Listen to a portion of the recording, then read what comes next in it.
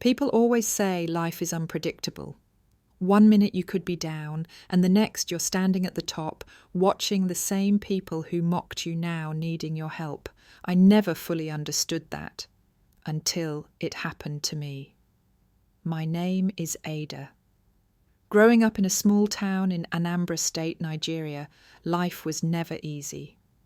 My father died when I was 14, leaving my mother and me to fend for ourselves.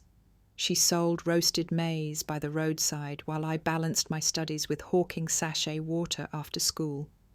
But I had big dreams.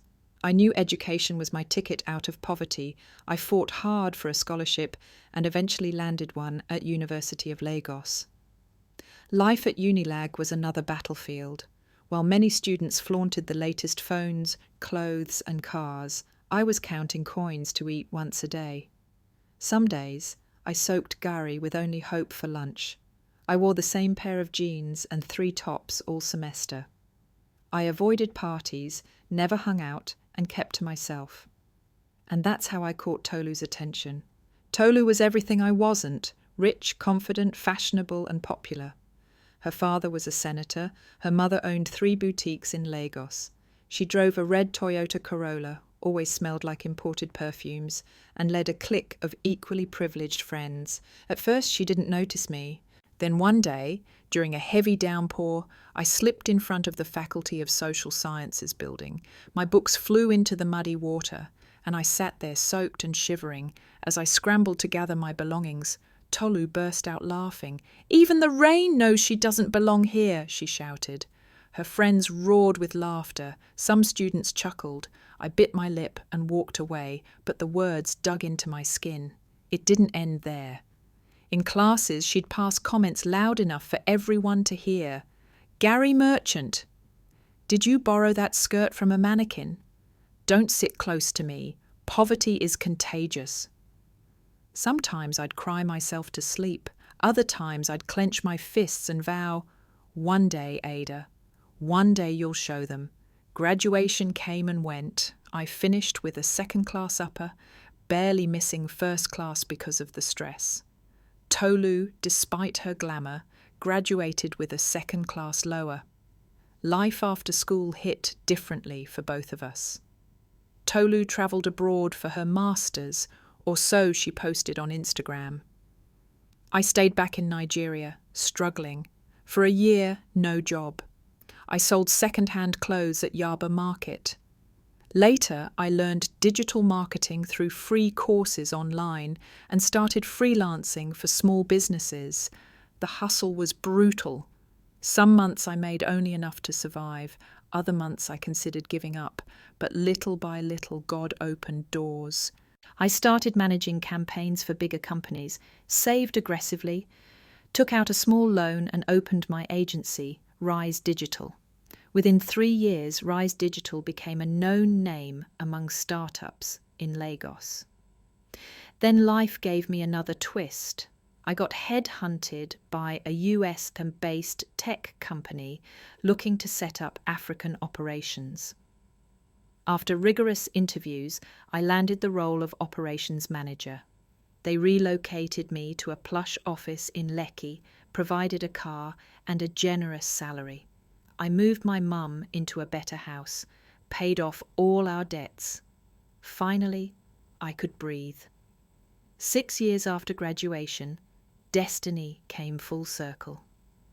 At a Women in Tech summit in Victoria Island, after delivering a speech on building dreams from nothing, I mingled with the attendees.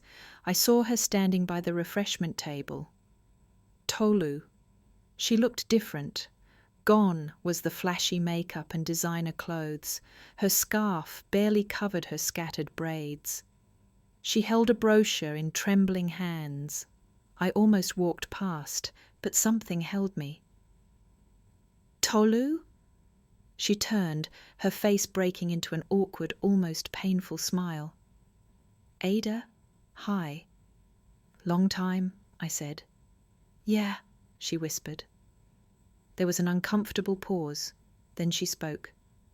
"I'm here to network, hoping to find job opportunities." Her eyes darted away in shame. "Send me your CV," I said, handing her my business card. She stared at it like it was a rope thrown to a drowning person. 2 weeks later, my assistant buzzed me. "A Miss Tolu Adewale is here for an interview." I smiled. "Send her in." Tolu walked into my office. When she saw me behind the massive mahogany desk, her mouth fell open. "You?" "Yes," I smiled warmly. "Welcome to Rise Digital." Her hands trembled as she passed me her file. We went through the interview professionally. She was still smart, and hardship had softened her arrogance. She spoke about her struggles, her father's arrest by EFCC, her family's fall from grace, her mother's health battles, the failed business she tried to start. She left the office in tears. I hired her. Not out of pity, but because she deserved the chance. Tolu started as an assistant project manager. She was quiet, humble, hard-working. She stayed late, volunteered for tough assignments, and never complained. But life, as always, had more lessons. One day, Tolu handled a major client's project. A slight error almost cost us a $500,000 deal. Some executives wanted her fired immediately. My team urged me to let her go. I called her into my office. "Tolu," I said, "this is serious. Why should I keep you?" Tears welled up in her eyes. "Ada, please, this job is all I have. I made a mistake, but I'll fix it. Please, don't throw me away." Her voice cracked, and for the first time, I saw not the proud girl from Unilag, but a woman fighting to redeem herself. I made a tough decision. "Fix it. You have 2 weeks." And she did. Tolu salvaged the project, won the client back, and even brought in more business. She became one of our best performing staff. Over time, we grew closer.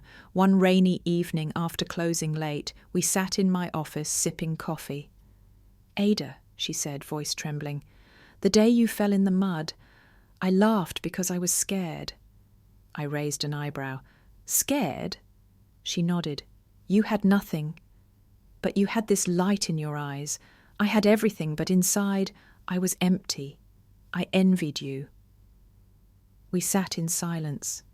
Tears gathered in my eyes, but I blinked them away. "Life is funny," I said. "Tables turn." She smiled. "And thank God they do." Years later, Tolu became my business partner. Together, we expanded Rise Digital into Ghana, Kenya, and Rwanda.